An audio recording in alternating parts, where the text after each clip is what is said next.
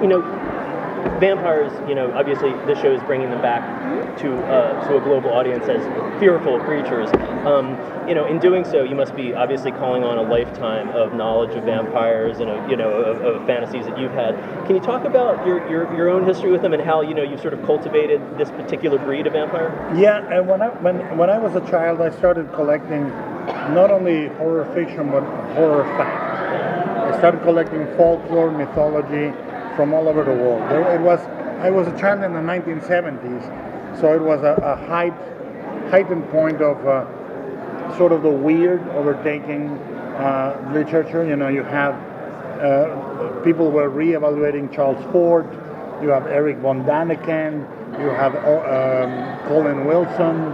You have Jacques Berger in France, and there was a lot of explosion of sort of deep mythology, strange mythology. There was an author that particularly influenced me called Bernard J. Herwood, and he put out a gorgeous book called Passport to the Supernatural.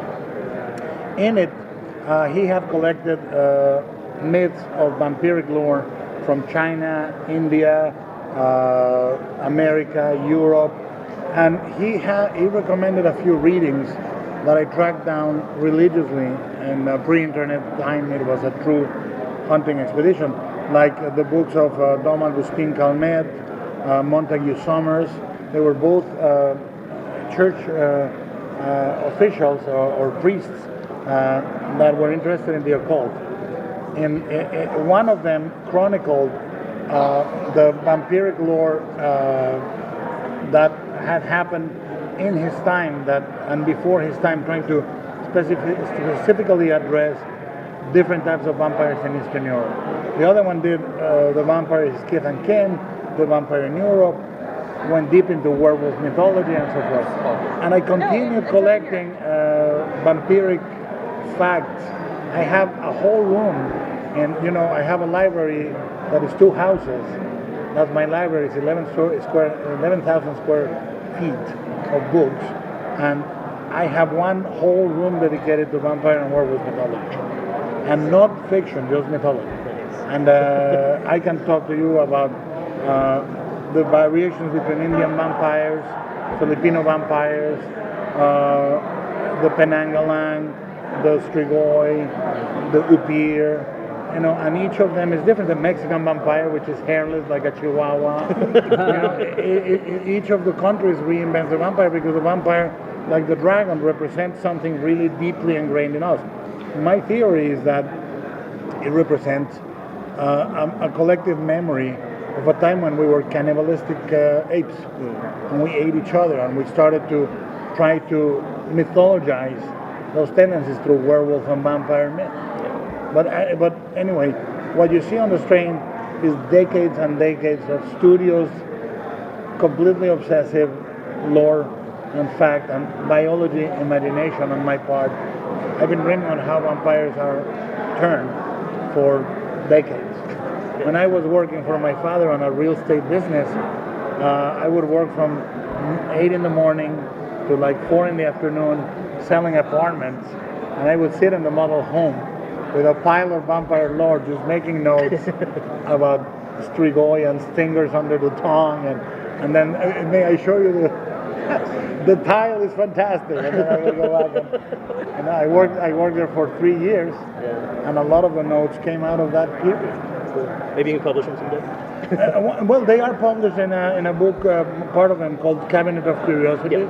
It publishes some of my notebooks. Some of them are that old.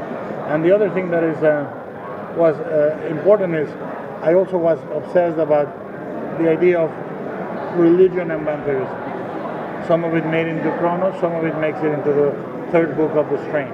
So, since you brought up Chronos, I had a question concerning immortality and vampirism, which Chronos touches on. The De La Guardia character. De La Guardia. De La Guardia. Did he inspire the Eldritch character? Of course. They're the same character. Same character. They are, you know what? Rich people have no concept of the real world when they get too rich. I don't fucking understand how someone can have billions of dollars and think that is even reasonable. I just don't understand it. the same way that they would like to live forever no matter what the fuck happens to the world. So I find it really, really disgusting that someone really continues accumulating billions and it's just a number in a piece of paper. They're not going to spend it. They're not going to get laid more. They're not going to buy another house. They're not going to get another yacht. There's no possible reflection in the real world or how their lives are affected by that amount of money. And the same is true of the desire of immortality. Why the fuck do you want to live forever? Who wants to live forever? What do you have to offer to the world that would make you feel you deserve to live forever? The perfect actor to answer that is a billionaire who is as obscenely thirsty of life as he is obscenely thirsty of money. So they are the same. And I try to make them the same. I try to make them hollow, that they have somebody else's kidney, that they are being scooped out and they've been filled with the organs of other people to represent what I feel about those characters. Now this said, it's done in the spirit of genre, but that's the way I read those characters myself. It's a great character. It's like the character in Chrono says, that fucker does nothing but shit and piss all day and he wants to live longer. You know, that's what Ron says about his uncle. Can you talk about the development of the strain, and was it originally did you always think of it as a TV show, or? Yeah. I pitched it to Fox in '06. I pitched it with the airplane arriving and the passengers and so forth, and I created a Bible of an arc of 3 acts, and it could go from 3 to 5 seasons. They read it. We went up the food chain all the way up, and then they said, "We don't like it. Would you turn it into a comedy?" I said, "No." So I go and grab my little Bible, and I meet with Chuck Hogan, and I said, "Let's write it 50-50. You write some chapters, I write some others." We said yes, and we did it on a handshake deal. We didn't do papers, we didn't do contracts. We just went, let's do it. He wrote, I wrote. We didn't go to a publisher. We ended up going to HarperCollins with the book finished, and they said, we'll buy it.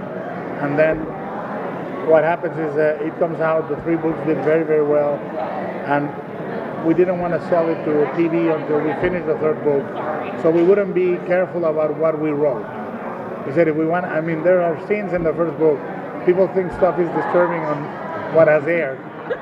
Chuck had much more disturbing stuff on his side of the chapters in the book, if you've read it. But at the end of the day, we came back full circle, adapted it as a comic book in Dark Horse. If you read the comic, we are involved on every decision in that comic, the story, the line work, the inking, the covers, the color work, the writing, everything. So after doing that, we shopped it around, and in one day we shopped it around all the cable networks. All of them wanted them. All of them wanted it. And then we said, we went with FX, which Landgraf had read the 3 books, understood it perfectly, and wanted to offer it. Awesome. Thank you. Thank you. Thank you, Dennis.